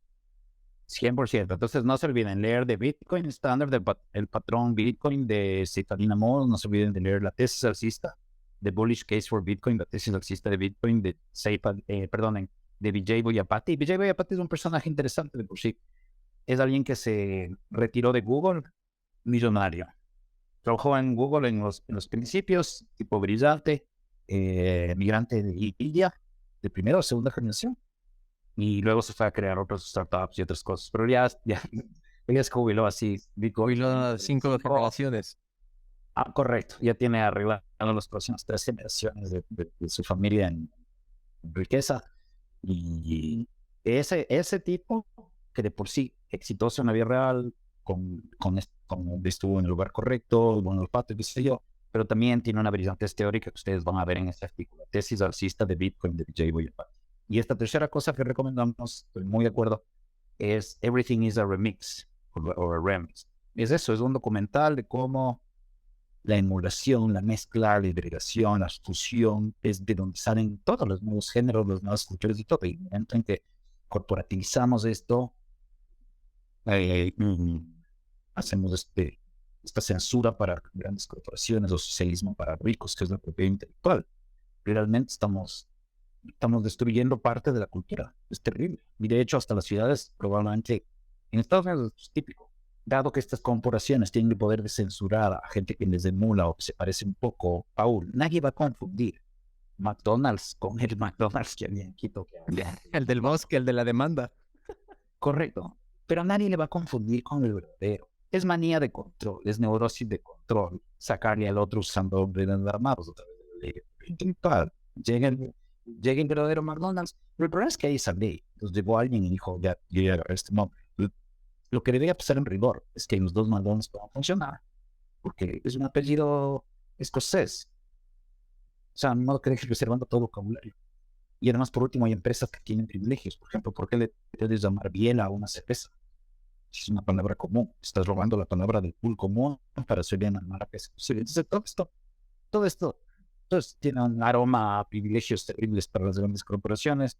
Siempre se dice que es el artista al que hay que proteger el copyright y los derechos de autor, pero en realidad las grandes corporaciones son los abogados para poder hacerse respetar en esto. Los patentes son una creación literal de la monarquía, hasta tener patente de corso, pero antes de eso, simplemente una patente era un permiso exclusivo del gobierno. Además, yo no sé, porque a mí me pasó, estuve en un evento justamente con abogados, con profesores de derecho de la USFQ, y no sé por qué niegan esto. Es como, es infantil que nieguen que es un monopolio temporal una patente. Lamentablemente, la mayor parte de abogados, incluyendo gente que trabaja en derecho de competencia, lamentablemente, yo no estoy negándoles ni sus méritos, ni su inteligencia, ni su preparación en su área. Sin embargo, quienes pertenecen a la Escuela Austríaca de Economía y también mucha gente en la Escuela de Chicago también ve con sospecha esas definiciones, esos abusos de definiciones que tienen en que le dan un monopolio a una empresa grande o atacan todo está mal. Si hay precio colusorio, si hay colusión, si hay eso se llama cartel en economía, o hay una cartelización, un pacto entre productores para fijar condiciones de precio-calidad, está mal. Pero no necesariamente está mal. Lean un paper de Pascal Sally, es un profesor francés, a quien por cierto, como anécdota, yo le hablé de mi distinción entre barreras naturales y artificiales de entrada y le gustó. Y este es alguien que yo apoyo inmensamente, porque Pascal Sally es muy famoso por el tema tiene un artículo muy importante, tiene otros temas, pero tiene un artículo muy importante sobre este tema que se llama los carteles como estructuras productivas eficientes. Cartels as efficient production structures. Sí, no, eso es porque los carteles, los pactos entre productores pueden ser estructuras muy eficientes para la sociedad. Si el problema no es que se cartelicen o no las empresas, la gente, ¿cómo le vas a prohibir a la gente que se agremie? La gente está agremiada, la gente está en las cámaras de industria, de comercio, qué sé yo. La gente se va a conversar. Tal vez se diga, oye, no nos hagamos guerra de precios este mes. Ya, es colusión. Y de hecho es muy irónico, porque estos abogados o gente del mundo del derecho parece que no sabe que en los MBAs o en las maestrías en general de estrategia y de economía, qué sé yo, en mi caso, una de economía empresarial, te enseñan una estrategia de pactar o sea, mejor dicho, de actuar como si hubieras pactado, sin pactar, de cómo si hubieras pactado, para evitar guerra de precios y más bien irte por otros diferenciadores de tu marca, que no es la única cosa en la que puedes competir en precio. La gente que piensa que solo puedes competir con precio, es gente que tiene imaginación, algunas, no entiende cómo funciona el mundo. Ya dijimos que la marca importa. Si la marca no importara y solo importara el precio, Paul, todo el mundo iría a la operadora telefónica más barata. No es el caso. Tú te quedas en el logo azul porque mi mamá y mi tía están ahí. O sea, son razones, entre comillas, irracionales. Porque el ser humano tiene que ser racional en ese sentido robótico. El único sentido en el que el ser humano es racional es en el que va calculando más o menos los riesgos y los beneficios de los cursos de acción. Es racional en ese sentido. Pero los contenidos son emocionales, son simbólicos, son personales, la historia personal de uno, me gusta esa, me recuerda algo, mi novia trabajaba en la otra empresa, o sea, hay tantas cosas, ¿no? Y son razones muy válidas. No entienden los robots neoclásicos en la economía y voy a suponer que los abogados de derecho de competencia tampoco están tan conscientes de esto, que la gente elige por razones que no tienen que coincidir con estos modelos neoclásicos de economía, como el modelo de competencia perfecta. No es la base para analizar el mundo real. No deberíamos buscar que se parezca al modelo de competencia perfecta, el mundo real. Porque el modelo de competencia perfecta es una burla de lo que es el ser humano. Nunca hay bienes homogéneos, o sea, nunca hay bien homogéneo en todo el mercado. Todos los lugares de hamburguesas de Quito, de Manta, de Guayaquil, de Bogotá, de Cali, de Medellín, son distintos en algo, aunque sea la imagen que ves en la pared, aunque sea cómo te tratan. Las gasolineras también te venden un monoproducto o un productos un poco diferenciados, pero todo el mundo tiene sus favoritos. Tienes la Primax, se tiene la mejor ensalada César de Quito. la mejor ensalada César de Quito tiene una gasolinera. Sweet and Coffee. Chef con una salsa, y está el Sweet and Coffee también, pero tiene la mejor ensalada César de Quito, una gasolinera, una cosa muy rara. Pero diseñada por un chef y la salsa es espectacular, qué sé yo. No se pierdan de probar, qué sé yo. El punto es este.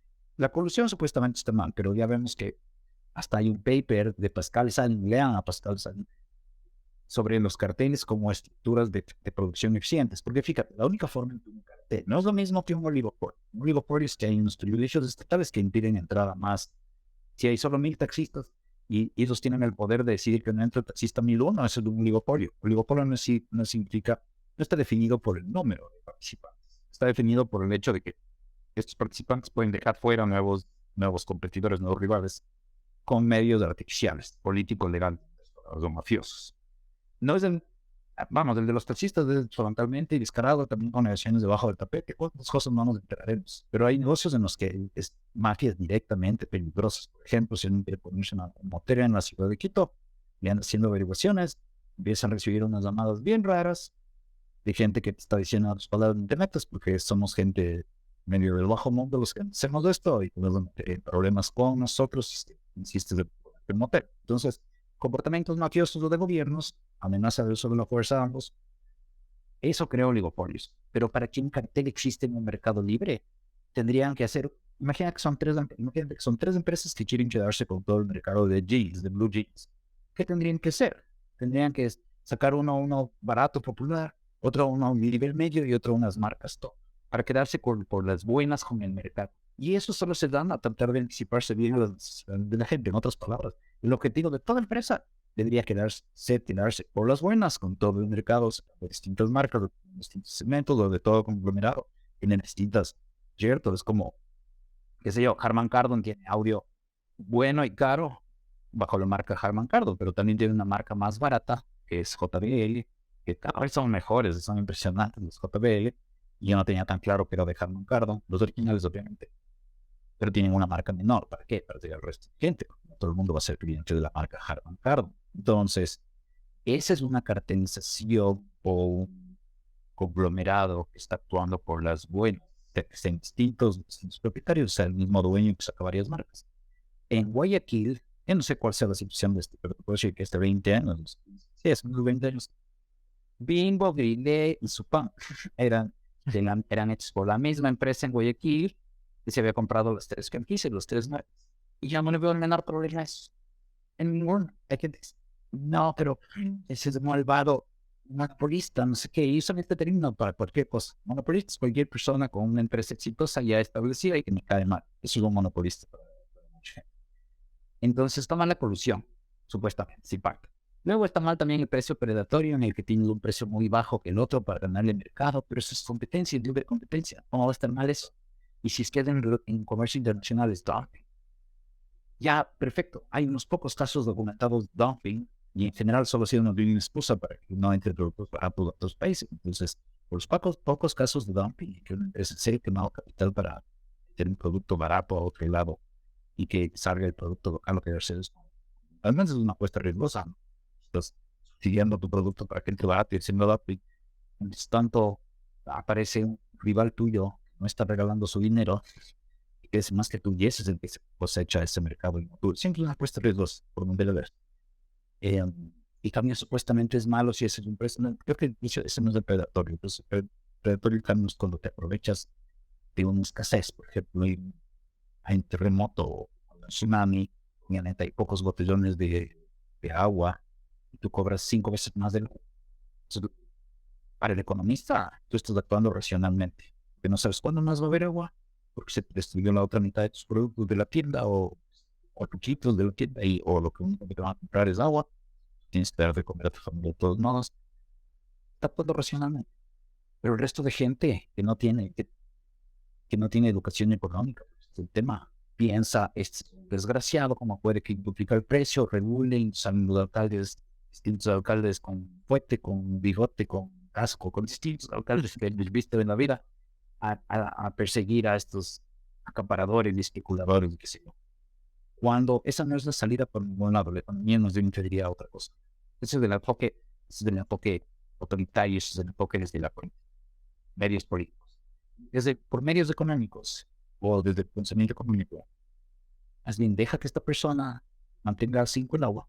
Eso va a enviar una señal a pueblos cercanos, a provincias cercanas, de que si el agua se vende a $1, si el agua se vende a $5, sí, se vende a $1 localmente y a $5 en ese lugar donde está en emergencia, ¿a dónde debería llevar yo mi agua para maximizar mis ganancias?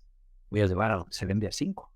El efecto de que yo lleve más agua a donde se vende a 5 es que para venderla voy a vender a 4.50 o 4. Ya estoy bajando el precio. el rato menos pensado ya está a 3, $2. Aún no va a estar, porque la gente está bien tan necia, deja de ser tan necios. ¿Cómo va a estar al mismo precio en una situación normal? Obviamente está en una situación de emergencia, están rotos los talons de suministro, eh, está destruida la casa del tendero, tienen que empezar a reconstruir su vida. Y tú no le vas a pagar el doble por el agua, porque es la única forma de tenerlo. Obviamente se hizo horrible la vida para todo el mundo en ese sistema natural, pero lo humanitario obviamente lo humanitario es que el tendero no te deje morir de sed, que todo lo va a morir, empezamos por ahí, pero su negocio constante, o sea, no puede vivir de esto que ayuda. Su negocio constante es más bien vender a lo que más pueda, vendiendo lo que más pueda, va a atraer también competencia. No más tiene que caer bien el empresario individual, el banquero individual, el comerciante individual. Es más, te puede caer bien. Esa es más razón, no menos, para pedir que haya más competencia, más mercados. Lo que confiamos los economistas no es en el empresario, es en los mercados, el mecanismo de inteligencia. Incluso si los participantes son tontos o mezquinos. ¿Cuáles ves tú que son esos desafíos que va a enfrentar la inteligencia artificial para llegar al mainstream, para tener adopción masiva entre toda la gente? Y también Bitcoin. Nada, ya es imparable. El momento en que creaste algo como ChatGPT, que la gente puede hablar con lenguaje natural, lenguaje de programación. Pero son para aprender un poco de computación y lenguaje de programación. Es o para programar o para entender cómo funciona Bitcoin. Hay buenas razones para aprender. Pero llegó por fin el momento en que podemos hablarle a la computadora en perfecto español, perfecto inglés. Y si no, vuelve a escribir ese artículo de nuevo. No, pone 3 fuentes, etcétera, etcétera. No, quítale el primer párrafo, eso voy a escribir yo. Déjala, tampoco pongas la concha, yo también voy a escribir la concha. Te da algo interesante y que lo mejor es que se le tienes un artículo. Y es tuyo, porque el que edita el artículo es igual que el editor de una película. La película en realidad es del editor. Por ahora nos sentamos a ver 3 o 5 horas la edición del editor original, porque esa no es la que le dejaron mandar al mundo. La gente en cine se va a aceptar 3 o 5 horas típicamente, te hacen una versión de 1 hora y media, entre 2 horas. Entonces el lector es tan, lo que quiero decir con esto es que el lector es tan importante como el autor en esto. Y es lo que nos vamos a convertir, vamos a ser tuyas de estos trabajadores de hormiga que estamos creando. Pero ellos van a decir, porque tú tienes objetivos, tú vas a morir en 40 años, entonces tú sí tienes objetivos que lograr. Ellos no tienen urgencia, los empleados no tienen urgencia, no tienen dolor, tristeza, pasado, estoy temas de muchas películas de sci-fi, lo peligroso que sería empezar a implantar memorias vivos, es la memoria, la gente por real que tiene. O sea, y de hecho eso no es tan real. Y en la práctica, el ego o quienes somos nosotros que tenemos tan apasionadamente nos invitamos y nos ofendemos, solo es una especie de mapa resumido. Esto de programación neurolingüística, es decir, el mapa no es un territorio, es solo un resumen. Y mi vida ha tenido cosas increíbles y he tenido cosas terribles, pero yo sí pienso, mi vida ha sido increíble, yo he sido genial. Estoy haciendo una elección arbitraria de las partes buenas. Puedes decir, pero eso es un poco de arbitrario. Solo estás diciendo las buenas. Sí, bueno, pero eso me sirve a mí, me apoya a hacer eso más que la gente que solo elige las malas. Si el río se sube, mejor de tirarse el río. Entonces, si igual los resúmenes son arbitrarios, ¿por qué no hacer un que te sirva a ti? ¿Me explico? O sea, finalmente, la continuidad de quién eres con respecto a hace 5 años es solo tu idea de ti. La gente que conocías no es la misma. Tiene el mismo cuerpo, pero no es la misma. Lo que mantiene ese hilo unido es que ellos también piensan que somos la misma persona de 5 años. Bueno, eso no tiene ChatGPT y siempre van a necesitar de nosotros. Yo no veo eso. No estoy seguro de que vaya a existir la inteligencia artificial. Es un tema que Stefan Kinsey me ha aclarado de un poco. Yo es mucho menos entusiasta con Stefan el gran autor contra la propiedad intelectual, pero es otra referencia. Hemos mencionado directamente, digamos, lo mencionamos directamente. Y es que cree que probablemente la inteligencia artificial no sea algo ni siquiera realizable. Porque no es la inteligencia adaptativa al entorno, como la computadora nunca va a saber lo que es ser propiamente humano como un ser que experimente de timbre, la rigidez, de que ciertas cosas, ciertos momentos, si no ya no lo hizo, o se va a acabar la vida simplemente. De hecho, las grandes filosofías de experiencias espirituales te hablan de cambiar tu relación con muerte, de hacer las paces Estoicismo. Nada de eso tiene la computadora. No, porque hay mil motivos para entusiasmarse por cada uno mal. Dejémoslo ahí. Es un gran, Sí, no, uno, ya, sí, no. es un gran punto para tener mucho que pensar. Has dejado muchos golden nuggets ahí para meditar. Voy a volver a escuchar esta conversación un par de veces para sobre todo lo que nos has compartido el día de hoy. Muchísimas gracias, Juanfre, por tu tiempo. Por favor, cuéntale a la gente dónde te pueden seguir y cómo te pueden encontrar. @JFCarpio en Twitter, JFCarpio en Twitter, jfcarpio.com. Sí, eso lo digo. Y antes, se me olvidaba, así cerrar, porque dijiste, mencionaste a Nick Szabo. Muy importante también el podcast de Tim Ferriss con Nick Szabo y Naval Ravikant. Súper bueno. Gracias, Paul. Abrazo, ya estamos en contacto. Bye, bye. Gracias, amigos. Nos vemos la próxima. Chao. Gracias por acompañarme en un nuevo episodio del podcast. Si es que te gustó o aprendiste algo nuevo, por favor dale 5 estrellas en Spotify y no te olvides de compartirlo con tus amigos u otras personas en las redes sociales, ya que eso nos ayuda a crecer. Nos vemos la próxima. Que estés bien. Chao.